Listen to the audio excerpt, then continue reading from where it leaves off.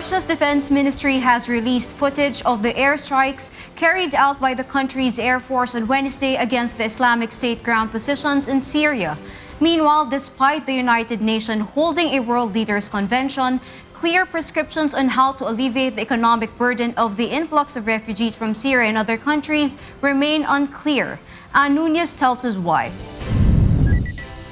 In America, world leaders agreed on Wednesday, September 30, that the global community must help shoulder the burden of the migrant crisis in Europe.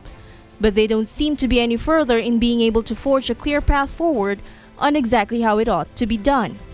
At a special UN meeting held on the sidelines of the General Assembly in New York, UN Chief Ban Ki-moon recalled the image that swept across social media and sparked global outrage of a drowned toddler that washed up on the beach in one of Turkey's tourist resorts.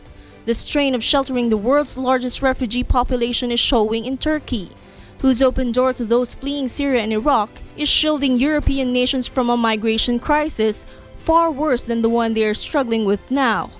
As some European governments turn to baton-wielding police and barricades to stem the flow of migrants, Germany has given a warm welcome for refugees. Yet fears about the scale of how to absorb an influx of about 800,000 people this year is growing. In Russia, Russia's defense ministry has released footage of the precise airstrikes carried out by the country's air force on Wednesday against Islamic State ground positions in Syria, as Russian President Vladimir Putin claims that only preemptive actions can truly combat international terrorism.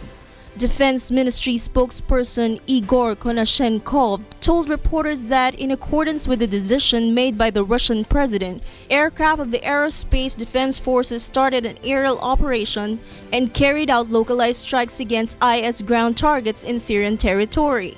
Earlier in the day, Russia's Federation Council, the upper house of parliament, granted Putin approval to send armed forces to Syria. Presidential Administration Chief Sergei Ivanov stressed that Russia will only use air forces to fight against IS militants in Syria at Syrian President Bashar al-Assad's request. And Nuñez reporting for Y News.